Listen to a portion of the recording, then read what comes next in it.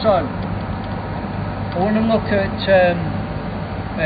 copying a section of program. We just say copy, so we go to where we want to start the copy. We say copy, cursor down, press copy again, and now it's there to paste anywhere we want. Not that you want to paste that, but you could paste that there. If you want to delete something, delete like that, and then I say select that, and then it says do I want to delete it, and I say yes. The best way to delete really is to use cut. If we use cut, it's on the clipboard and you can put it back in. If you make a mistake, you can just paste it back in. So that's really good.